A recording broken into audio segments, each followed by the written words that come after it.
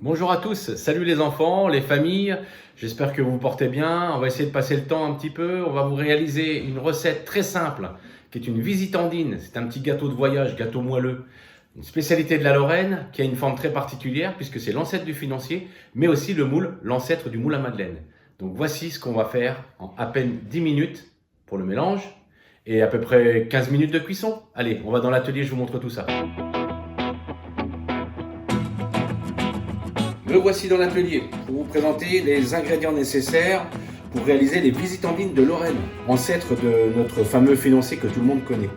Donc on a besoin de 90 g de poudre d'amande, 220 g de sucre semoule, 90 g de farine tamisée, 190 g de blanc d'œuf cru qui représente à peu près 6 œufs et 150 g de beurre fondu pour le mélange à 60 degrés. Pour réaliser donc les visitandines, on a besoin de ce joli moule qui est en forme de coquillage que l'on va beurrer avec du beurre pommade et très légèrement fariné.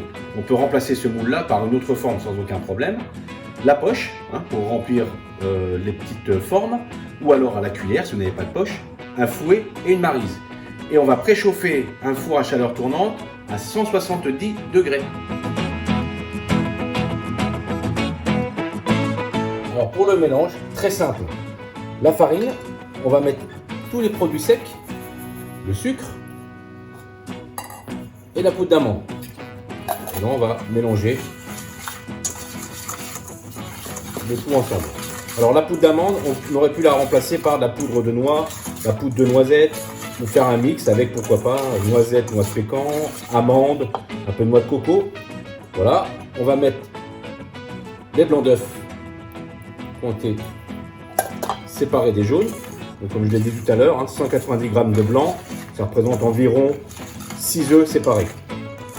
Donc là on utilise le fouet uniquement pour faire un mélange et non pas pour fouetter. Ouais, c'est très simple, vous avez vu. Et on va terminer avec le beurre fondu chaud à 60 degrés.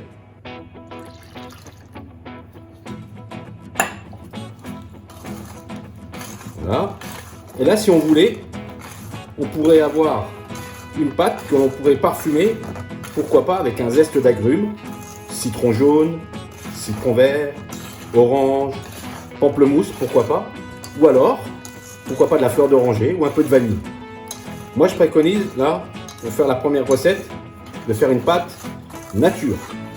Donc, une fois que c'est mélangé, comme vous voyez là, on va mettre ça au réfrigérateur 1 heure. Donc en attendant que la pâte repose, on a beurré les moules. Je vais faire le dernier devant vous. Voilà. Bien pommade, bien partout. Il faut en mettre partout et peu.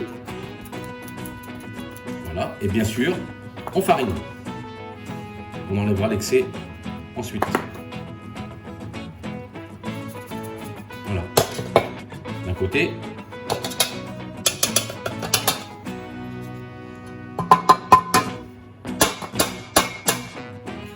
Et voici. Et là, comme c'est des natures, on va faire un N. Si ça avait été à l'orange, on aurait fait un O. Et ainsi de suite, pour être sûr de se rappeler des parfums. Allez, on va préchauffer le four à 170 degrés. Donc voici ma pâte à reposer, donc environ 1 heure. Et donc on va remplir nos moules. Cette recette-là donne à peu près une vingtaine de pièces de visitandine. Donc là, on va les passer au four à 170 degrés, environ 15 à 20 minutes.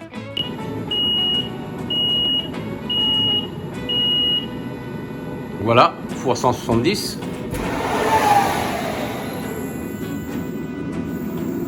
Je glisse mes visitandines. Bon, je leur dis 15 minutes. A tout de suite les visitandines.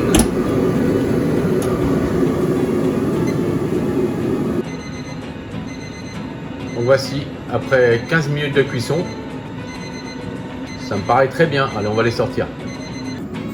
Et voici.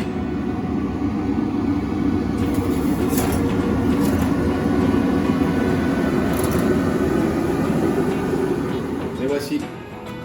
Magnifique, les visitandines de Lorraine, encore chaudes.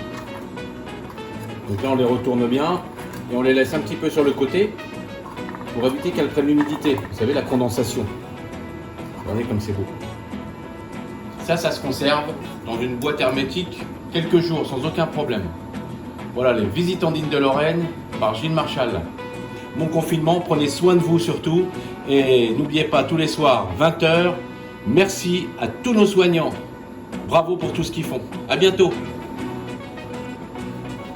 France Bleu, 100% solidaire.